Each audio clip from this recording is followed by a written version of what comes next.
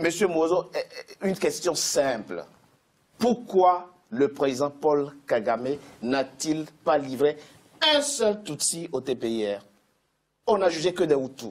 Alors que les rapports disent clairement qu'il y a aussi des Tutsis qui ont pu se rendre coupables. Parce que le TPIR s'occupe du génocide. Les crimes qui peuvent... Il y a beaucoup d'autres crimes. Il y a des Tutsis, il y a des officiers, des soldats qui sont en prison, qui ont été même exécutés pendant la guerre parce qu'ils s'étaient adonnés à des crimes. Ça, c'est reconnu, il n'y a pas de doute sur ça. Il n'y a pas de doute. Mais maintenant, le TPIR juge le génocide. Les auteurs du génocide. Bien sûr. Et pas seulement, il y a quatre. Il y a crime de guerre, il y a crime contre l'humanité. C'est pas que le génocide. Même les génocidaires, ils n'ont pas. Même les génocidaires. Le TPIR est précis sur cette question-là. Très rapidement. Vous avez dit que ça fait 30 ans, donc je pense que vous devez quand même connaître les dossiers aussi simples. Ça fait. Le mandat du TPIR était de juger les crimes, tous les crimes commis au Rwanda entre le 1er janvier 1994 et le 31 décembre 1994. C'était la raison. Le TPIR a été institué par une résolution du Conseil de sécurité et son mandat était précis. Quand Madame la procureure Carla Del Ponte a essayé de faire des enquêtes sur les crimes du FPR. Il y a eu des bâtons dans les roues. Et même récemment, la juge canadienne, Louise Arbour, qui était procureure, a reconnu que Kagame avait tout fait pour qu'il n'y ait pas d'enquête. Et quand les enquêteurs des Nations Unies ont enquêté sur cette affaire-là, parce que j'ai discuté avec deux d'entre eux, ils ont dit que l'élément déclencheur du génocide, l'attentat, avait été commis par Kigali. Quand ils ont trouvé des témoins qui attestaient cela, vous savez ce qui s'est passé ? On leur a demandé de mettre fin à l'enquête et ils ont été dessaisis et cette enquête n'a jamais eu lieu. Donc, fantasme aujourd'hui. Fantasme qu'on invente. Mais le juge Trevedic a été à Kigali, il a fait des analyses balistiques. Pourquoi on veut enterrer son enquête? Non, on n'a jamais enterré l'enquête du juge Trevedic, mon cher. Mais suivez ce dossier parce que je le connais très bien. J'en parle d'ailleurs dans ce livre-là. Le dossier du juge Trevedic n'a jamais été enterré. Le juge Trevedic, il y avait un avis judiciaire qui avait été émis, il y avait un rapport préliminaire qui avait été émis sur l'origine du tir du missile. C'était juste ça. Et les agents du FPR et des journalistes peu rigoureux ont voulu faire dire un rapport ce qu'ils ne disaient pas.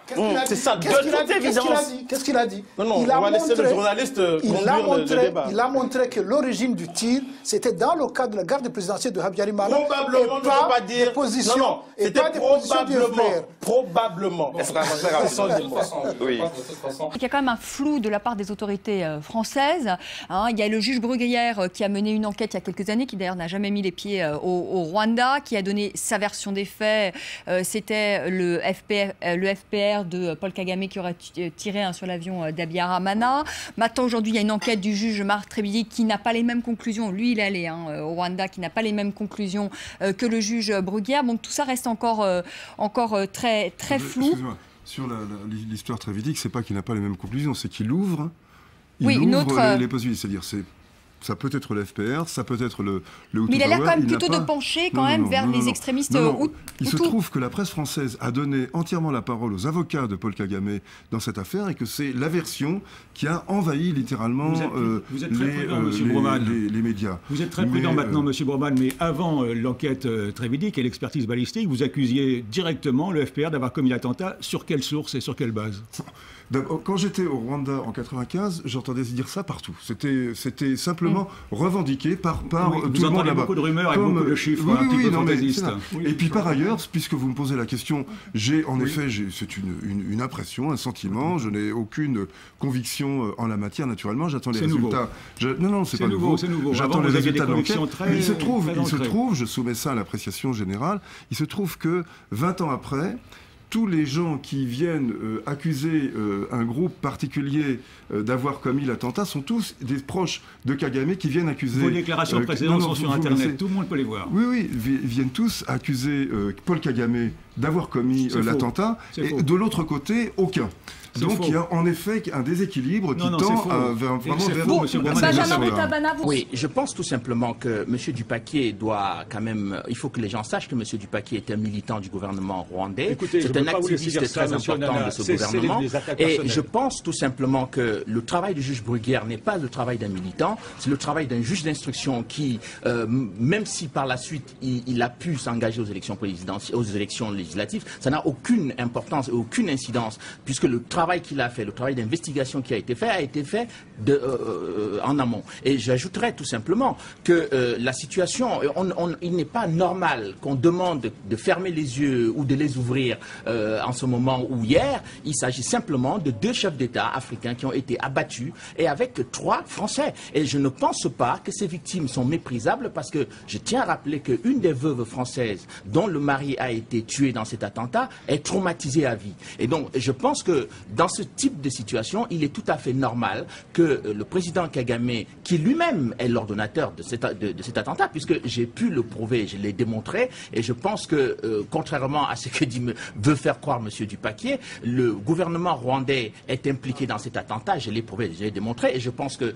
lorsque M. Kagame a porté plainte contre moi devant les juridictions françaises, 48 heures avant le procès, il a retiré sa plainte. Je pense que c'était un aveu tout à fait clair de son rôle et de ses Paul Kagame en tout. Je m'inscris en faux contre évidemment tout ce que vient de dire et surtout les attaques personnelles de M. Onana qui représente ses amis du tribunal d'Arusha, dont les livres représentent ses amis du tribunal d'Arusha. La vérité, c'est que derrière tout ça, il y a un enjeu qui est complexe, c'est l'affaire du génocide.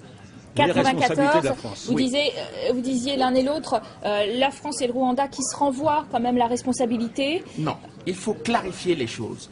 Dans cette histoire, le 6 avril 1994, un avion a été abattu. Et cet avion a été abattu sur l'ordre du président Kagame, avec des membres de son équipe, donc il faisait partie de sa garde rapprochée. Et je dois rappeler qu'aujourd'hui, les Espagnols, la justice espagnole, qui n'est pas politiquement impliquée au Rwanda ou dans la région, a mené des investigations depuis 1990. Et M. Kagame et tout son entourage est encore impliqué dans le massacre, non seulement des prêtres espagnols, parce que je dois vous rappeler que j'avais découvert moi-même qu'un document du consulat d'Espagne à Dar es Salaam attestait que le président Paul Kagame avait demandé de faire assassiner le prêtre M. Valmajo, qui était un témoin gênant de cette affaire, et le père Valmajo a été tué parce qu'il avait été témoin des massacres qu'avait commis le FPR.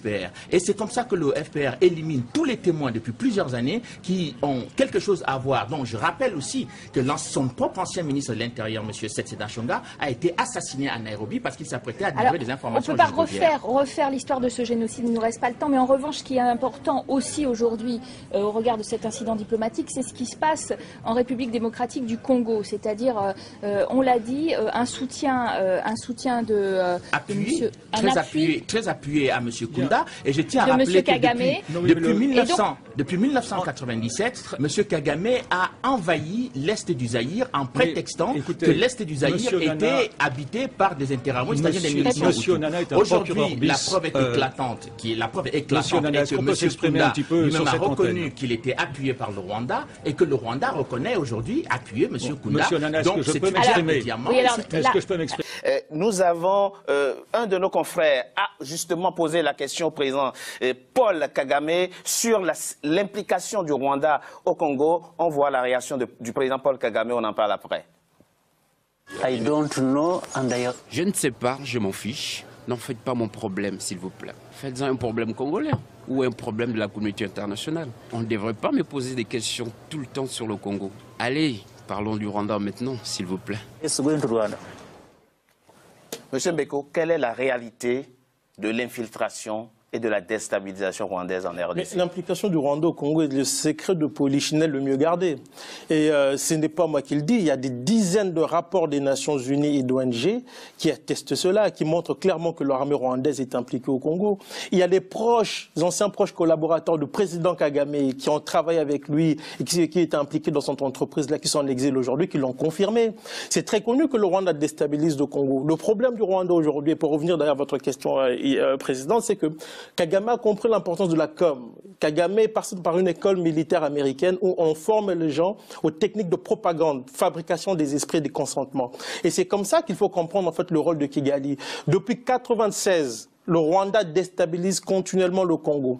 Tous les mouvements rebelles qu'on présente comme étant des mouvements congolais sont en fait des mouvements pilotés depuis Kigali. Vous pensez que le président Kagame est derrière le M23 par exemple? L'ancien patron des services secrets rwandais, Patrick Karegeya, assassiné en Afrique du Sud par les hommes de Kigali.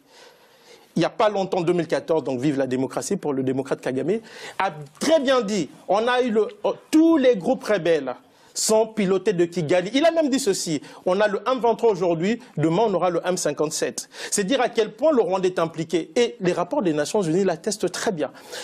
Et ça, on ne peut même pas le nier. Et c'est curieux de voir le président Kagame nier un fait qui est reconnu. Il faut rappeler d'ailleurs que si Laurent Désiré Kabila est arrivé au pouvoir en 1997... Le père de l'actuel président, exactement, c'était grâce au Rwanda, qui était soutenu par l'Ouganda et le Pentagone. En 1998, quand Kabila a refusé de respecter les accords conclus avec le Rwanda, il y a eu une seconde guerre. À partir de ce moment-là, le Rwanda a commencé à instrumentaliser des groupes armés à l'est du Congo qu'on présentait comme étant des groupes rebelles congolais, mais qui étaient en réalité des éléments purement rwandais. Le rapport des Nations Unies de 2002, oui, dans son rapport, dit clairement ceci. L'armée rwandaise a réussi, grâce à des milices dans le RCD Goma, placées à l'est du Congo, à injecter entre 35 000 et 50 000 hommes de troupes à l'est du pays. Vous êtes géopolitologue, dites-moi pourquoi les autorités congolaises ne réagissent pas? Mais il faut comprendre aujourd'hui que le Congo vit une réalité assez surprenante, et d'ailleurs cela va surprendre vos téléspectateurs dans la mesure où l'actuel président de la RDC est un élément de l'armée patriotique rwandaise. Je vous laisse la responsabilité. Non, ce n'est pas moi qui le dis. La personne qui le dit s'appelle Laurent Kunda Batware. Il dit ceci, qui est un homme de Kigali et qui est actuellement à Kigali. Une autre personne a donné des précisions sur ce... Qui a un mandat au dos. Un mandat exactement. Un autre personnage. Et qui est en résidence surveillée. Étrangement, mais qui n'a jamais été extradé au Congo. Un autre élément important, c'est James Kabarebe. James Kabarebe explique dans Jeune Afrique comment il a appris le métier des armes à l'actuel président du Congo. C'est-à-dire que la RDC aujourd'hui fait face à une situation assez délicate dans la mesure où elle est attaquée de l'étranger et au sein des institutions civiles et militaires congolaises, il y a des éléments qui sont de connivence avec le Rwanda et cela a été amplement documenté. Monsieur Mbeko, nous parlons quand même d'un pays, le Rwanda, qui a connu un génocide très violent qui a fait de nombreux morts. En 1994, il va sans dire effectivement que des Rwandais ont pu partir, ont pu s'exiler en RDC. Pourquoi considère-t-on aujourd'hui que c'est de l'infiltration ou de l'occupation? Non, il faut être précis. Oui, très rapidement. En 1994, il y a un génocide. Oui. Il y a des massacres au Rwanda. Ce massacre a lieu en partie à cause de Paul Kagame. Ça, c'est amplement documenté. Il y a même le rapport 2000 de l'Organisation de l'Unité africaine. Il y a des réfugiés rwandais qui se retrouvent à l'est de la RDC. Oui. En 1996, il y a une guerre d'invasion. Kagame prétend vouloir protéger les frontières de son pays et envahir le Congo. Étrangement, on va massacrer près de 400 000 personnes. Et il y a le rapport mapping qui l'atteste aujourd'hui des Nations Unies. On va massacrer près de 400 000 personnes. Au lieu de s'arrêter à l'est du Congo, ils vont foncer jusqu'au Zaïre. Ce qui prouve que l'intention n'était même pas, en fait, de s'arrêter à l'est du Congo. Et dans mon premier livre, je reproduis un document dans lequel il est clairement établi que l'objectif était le Zaïre. Pourquoi? Parce que derrière le projet rwandais, il y a les États-Unis, la Grande-Bretagne et tous les pays qui vont soutenir Kagame dans sa politique macabre dans la région des Grands Lacs. Une fois Mobutu renversé, Kagame a ses hommes stationnés à l'est du Congo jusqu'à la capitale, puisque l'actuel ministre de la Défense du Rwanda était le chef d'état-major de l'armée congolaise. Pourquoi vous ne nous expliquez pas, pendant qu'on y est, pourquoi le président Joseph Kabila ne fait rien? Parce qu'il est suspecté d'être de connivence avec le Rwanda. Ça, c'est le premier élément. Le deuxième élément, sur la question des rebelles Hutus. C'est très important, la question des rebelles Hutus. Oui. Chose étrange, Kabarebe était le chef d'état-major de l'armée congolaise. Étrangement, ils n'ont jamais cherché à régler la problématique des rebelles Hutus à l'est du Congo. Ils s'étaient stationnés au Congo pendant 2 ans. Pendant 2 ans, ils ne l'ont pas fait. Quand il y a la seconde invasion en 1998, ils ont été stationnés pendant plus de 4 ans. Ils ne l'ont jamais fait. Pourquoi? Parce que la présence des soi-disant génocidaires à l'est du Congo sert de prétexte parfait à la déstabilisation du pays et à son pillage. Parce qu'il faut rappeler que le Rwanda est devenu le premier producteur mondial de coltan. Tout à fait. Alors que la grande partie de ce minerai se trouve à l'est du Congo. Alors je ne vois vraiment pas pourquoi on s'obstine à ressasser le passé. On s'obstine parce qu'il y a 6 millions de morts. Les Congolais aujourd'hui sont 6 millions de morts et ils n'ont jamais fait du mal à un seul Rwandais. Donc on ne comprend pas pourquoi depuis 1997, plus de 6 millions de Rwandais ont été abattus par l'FPR sans que personne ne réagisse, sans que personne ne fasse quoi que ce soit. Vous dites n'importe quoi. Le rôle géopolitique de Paul Kagame s'est précisé au fil des années. Il est un acteur important des stratégies anglo-américaines et israéliennes en Afrique centrale. C'est pour cette raison que les crimes de FPR dans la région sont occultés au nom du génocide des Tutsis. Right. I think the French were there because of its relationship, because of the French relationship with the Rwandan government, who did not have a relationship with the Rwandan government were the Western powers other than France, the United States, who were interested in regime change, because the United States policy was regime change. Il faut revoir toute cette période-là avec Washington à un degré qu'on ne connaît pas complètement aujourd'hui, mais qu'on connaîtra un jour, qui est, à mon avis, d'un degré important, où c'est un changement de la géopolitique, un changement fondamental. Je dirais, pour commencer, il faut tenir compte du fait que c'était au lendemain de la chute du mur de Berlin, que l'ordre du monde avait changé, que le gendarme de l'Afrique, qui était la France, qui préservait l'Afrique pour le monde occidental, n'avait plus la même utilité, n'avait plus la même légitimité aux yeux de certains, à la corne occidentale, orientale de l'Afrique, et que d'autres, ou les mêmes, ont souhaité rentrer au riche Congo voisin par la porte du Rwanda. Et pour ce faire, il fallait faire sauter les Français et le président Biaramena, qui était allié des Français, pour pouvoir s'attribuer les richesses du Kivu et du Congo. C'est une guerre qui a commencé en 90, qui continue aujourd'hui. C'est une affaire d'actualité. Les affaires du M23, le démembrement de la République du Congo actuelle, qui est toujours, semble-t-il, à l'ordre du jour dans l'esprit de certains, les affaires du Kivu, les 6 millions de morts, semble-t-il, qu'il y a eu au Congo voisin depuis 1990, tout ça pour un peu de coltan, un peu d'étain, un peu d'or, un peu de diamant, un peu de je ne sais quelle matière première. Voilà, il n'y a pas de guerre sans motif économique. Les motifs économiques de la guerre du Rwanda n'étaient pas au Rwanda, ils étaient au Congo. Et les Rwandais ont payé très cher la richesse de leurs voisins.